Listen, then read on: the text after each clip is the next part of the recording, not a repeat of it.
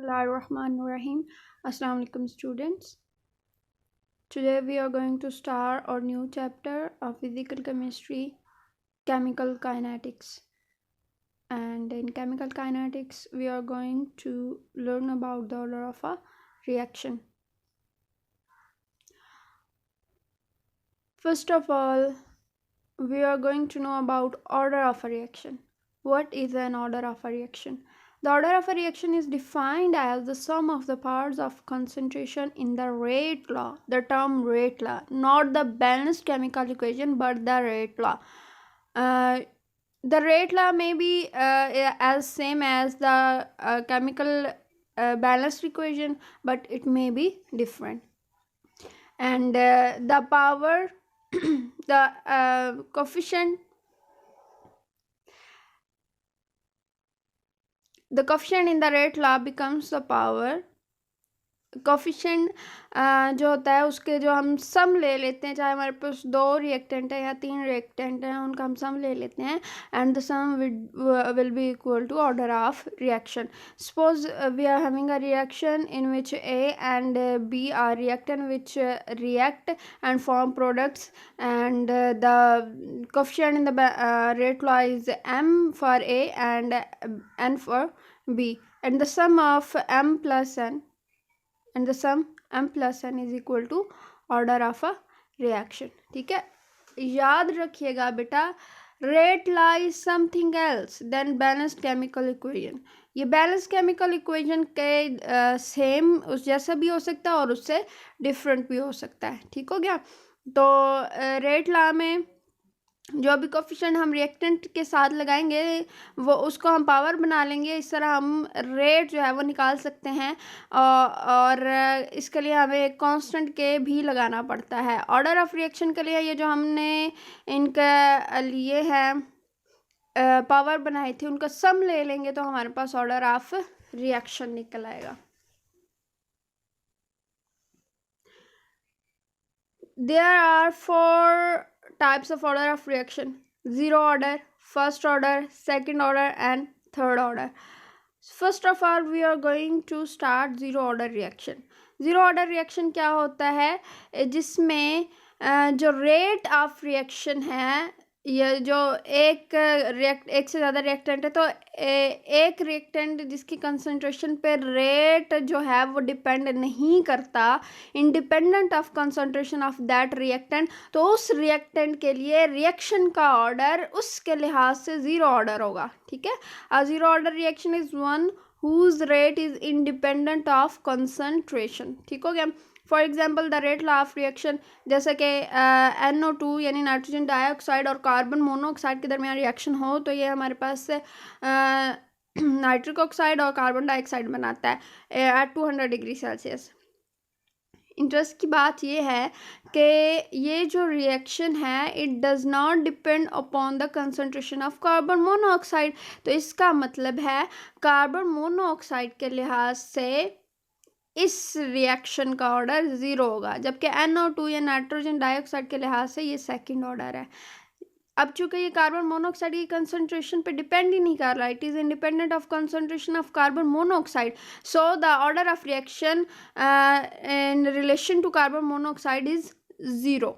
Carbon monoxide के लिहाज से ऑर्डर ऑफ रिएक्शन क्या है? ज़ीरो है, जबकि नाइट्रोजन डाइऑक्साइड के लिहाज से सेकंड ऑर्डर है. अब देखिए यहाँ पे आपको ये बैलेंस इक्वेशन दिख रही है, लेकिन रेट लॉ इसमें नहीं दिखाया हुआ. रेट लॉ यहाँ पे नहीं लिखा हुआ, चूँकि हमने ऑर्डर को रेट लॉ के लिहाज से लिखना होता है, तो लेकिन उन्होंने रेट जो हमें दिया है वो रेट लॉ के हिसाब से ही दिया है. सो इसमें आपने कन्फ्यूज्ड नहीं होना. Here the rate does not depend on carbon monoxide. On this is not included in the rate law, and power of carbon monoxide is understood to be zero. The reaction is zeroth order with respect to carbon monoxide. अब इसके लिए हम एक expression निकालते हैं. हम कहते हैं कि हमारे पास रिएक्टेंट ए है, ये प्रोडक्ट में चेंज हो रहा है. इनिशियल कंसंट्रेशन हम कहते हैं रिएक्टेंट की स्मॉल ए है, और प्रोडक्ट की इनिशियल कंसंट्रेशन क्या होती है? ज़ीरो होती है. ठीक है. चूँकि शुरू में प्रोडक्ट नहीं बनी होती तो हम कहते हैं उसकी कंसंट्रेशन जो है वो ज़ीरो है. आफ्टर टाइम टी ठीक है, कुछ टाइम गुजरने के बाद जो एक्स अगर प्रोडक्ट बने तो रिएक्टेंट की कितनी कंसंट्रेशन होगी, ए माइनस एक्स। तो अब हम इसके लिए रेट ऑफ रिएक्शन लिखते हैं। रेट ऑफ रिएक्शन रिएक्टेंट के लिहाज से minus D into concentration of A over d T, time के लिहाज से लेते होते हैं ना रेट ऑफ रिएक्शन, तो वो किसके इक्वल आ जाता है, के नॉट ए पावर नॉट। जब किसी चीज़ की पावर नॉट होती है ना, दैट इज इक्वल टू 1। ठीक है, अच्छा अब हम टाइम टी के बाद अगर हम इसका रेट मालूम करें तो हमारे पास क्या बनेगा, a minus x over d t बनेगा। ठीक हो गया। अच्छा ए माइनस एक्स की वैल्यू क्या आएगी हमारे पास, 1 आ जाएगी। क्यों 1 आ रही है, क्योंकि इनकी पावर जो है वो 0 में है। जिसकी पावर 0 वो टर्म क्या हो जाती है, 1 हो जाती है। तो इसका मतलब है रेट ऑफ रिएक्शन किसके इक्वल आएगा, के नॉट के इक्वल, यानी रेट कांस्टेंट के इक्वल ही इसका रेट ऑफ रिएक्शन भी आएगा। क्यों ऐसे आता है, इसके इक्वल क्यों आ रहा है, because it is independent of concentration of that reactant. जब हम इसको इंटीग्रेट करेंगे तो इंटीग्रेशन के बाद हमारे पास ये जो निकलेगा, इसका एक्सप्रेशन निकलेगा k not is equal to x by t, या फिर हम कहेंगे x is equal to k not t के। इस एक्सप्रेशन को आपने अच्छे से याद रखना है। अब के नॉट क्या है, मैं आपको पहले बता चुकी हूँ, rate constant of zero order reaction. और फिर हम आते हैं units of zero order rate constant, mole पर डीएम क्यूब पर सेकेंड। ओके, रेट कांस्टेंट जो हम ऊपर बता चुके हैं कि जीरोथ ऑर्डर रिएक्शन में rate constant is equal to rate of reaction at all concentrations. कोई भी कंसंट्रेशन ले लें, हर कंसंट्रेशन पे रेट कांस्टेंट के इक्वल। ये क्यों आता है, क्योंकि इसकी जो रेट ऑफ रिएक्शन है वो इसकी कंसंट्रेशन पे डिपेंड ही नहीं कर रहा। तो कंसंट्रेशन चाहे स्मॉल हो या लार्ज हो, it does not matter. The next one is first order reaction. Let us consider a first order reaction. A is the reactant and it changes into product. ठीक है, हम सपोज करते हैं कि शुरू में बिगनिंग में रिएक्शन में जो है टाइम ज़ीरो है और concentration is a moles per litre. इसके लीटर की जगह आप डी एम क्यूब भी लगा सकते हैं, because litre is equal to d m cube के। If after time t x moles of have changed, यानी कुछ टाइम टी गुजरने के बाद प्रोडक्ट के एक्स मोल्स बन जाएं, the concentration of A remained is a minus x. ये बात समझ आई है कि ए अगर इसके कुछ टाइम टी गुजरने के बाद एक्स मोल्स ऑफ प्रोडक्ट बने तो ए की कंसंट्रेशन कितनी रह जाएगी, a minus x. For first order reaction, the rate of reaction dx over dt is the rate of reaction is proportional to the concentration of reactant. Simple. अब आप इसको देख सकते हैं कि अब हम इसका रेट निकालते हैं, d x over d t is equal to k into a minus x की पावर 1 में आएगी। ठीक हो गया। अब हम इसको रीअरेंज करते हैं, करते हैं डी टी और के को एक साइड पे कर लेते हैं, ए माइनस एक्स मल्टीप्लाई आ रहा है, दूसरी साइड पे जाके डिवाइड हो जाएगा। अब हम इस इक्वेशन को जब इंटीग्रेट करेंगे तो इंटीग्रेशन के बाद जो आंसर हमारे पास आएगा that is minus natural log a minus x is equal to k t plus 1 I के। आई क्या है, is the constant of integration है। सपोज करते हैं कि हम टाइम जो है वो ज़ीरो है, टाइम ज़ीरो होने का मतलब होता है x is equal to zero. जब हमें टी की वैल्यू ज़ीरो और एक्स की वैल्यू ज़ीरो पुट करेंगे तो आई किसके इक्वल, यानी कांस्टेंट ऑफ इंटीग्रेशन किसके इक्वल हो जाएगा, माइनस नेचुरल लॉग ए। ठीक है, अब ये जो हमारे पास आई की वैल्यू निकले इसको हम इक्वेशन 2 में पुट करेंगे तो ये हमारे पास इक्वेशन बन जाएगी natural log a over a minus x is equal to a के। ठीक है, अब हम के को एक साइड पे करना है, रेट कांस्टेंट है ना, इसको एक साइड पे कर लेना है, टी इसके साथ मल्टीप्लाई हो रहा था, दूसरी साइड पे जाके डिवाइड हो जाएगा। ठीक हो गया।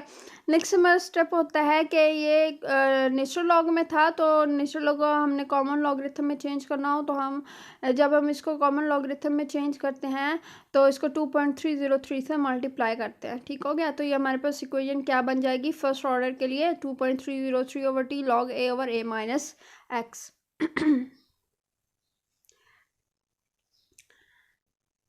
Sometimes the integrated rate law in following form is also used. This is not the equation. इसके लिए इक्वेशन जो थी वो और है बेटा, उसमें A1 और A2 T1 और T2 आता है, यानी अगर हम 2 टाइम इंटरवल्स के दरमियान इक्वेशन ले रहे हैं तो वो हम लेंगे। ये आप अपनी बुक में ठीक कर लीजिएगा, ये वाली इक्वेशन यहाँ पे नहीं आएगी। Now consider the examples of first order reaction. Decomposition of dinitrogen pentoxide in carbon tetrachloride is the example of first order reaction. इसका आप करेंगे N2O5 डिकम्पोज होकर नाइट्रोजन डाइऑक्साइड और ऑक्सीजन बनाता है। It is first order reaction. एक ही reactant N2O5 है, उसके भी जो ऑर्डर ऑफ रिएक्शन है उसके लिहाज से वो 1 है।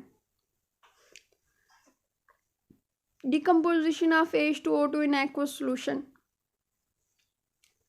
H2O2 in the presence of platinum, इसकी डिकम्पोजिशन जो होती है दैट इज़ फर्स्ट ऑर्डर, ठीक है। और ये डिकम्पोज होकर क्या बनाता है, वाटर एंड ऑक्सीजन बनाता है। And the third one is hydrolysis of any ester. अगर हम कोई मिनरल एसिड यूज़ करें तो इस केस में हाइड्रोलिसिस ऑफ एस्टर जो है ना वो फर्स्ट ऑर्डर होती है, अगर हम मिनरल एसिड यूज़ कर रहे हैं। याद रखिएगा, गड़बड़ नहीं कर देना, याद रखिएगा। जो hydrolysis of an ester in the presence of a mineral acid is first order reaction. Water इस केस में हम एक्सेस में लेते हैं, इसलिए हम इसको एज इस जो होता है रिएक्शन इस पे इसकी वाटर के कंसनट्रेशन पे डिपेंड नहीं करता, सिर्फ एस्टर के कंसनट्रेशन पे डिपेंड करता है। Very important topic for long question, short question and MCQs। Fourth example जो है इन्वर्जन ऑफ केन शुगर की बात करें, यानी सुक्रोज जो है उसका इसके इन्वर्जन की बात करें, that is also of first order. इसके लिए भी हम मिनरल एसिड यूज़ करेंगे, HCl H2SO4 है, ज़्यादातर HCl यूज़ होता है। सुक्रोज जो है वो उसकी हाइड्रोलिसिस होकर ग्लूकोज और डिफ्रुक्टोज बनता है, और इनकी कंसनट्रेशन को हम ऑप्टिकल एक्टिविटी के ज़रिए मुहैया कर सकते हैं। याद रखिएगा, inversion of cane sugar is also of first order reaction. Units of first order reaction, अगर हम इसके यूनिट की बात करें तो आप इस इक्वेशन में देख सकते हैं कंसंट्रेशन की रेशो आ रही है, इसलिए इसका कोई यूनिट नहीं आएगा। और टाइम जो है वो डिनोमिनेटर में आ रहा है, इसलिए फर्स्ट ऑर्डर रिएक्शन के लिए जो यूनिट बनता है वो पर टाइम यानी पर सेकंड में आप लेंगे। पर सेकंड जो है is the unit of first order reaction. ये तो था आज का हमारा लेक्चर, आप इसको अच्छे तरीके से कीजिएगा। If you have any question you can ask me.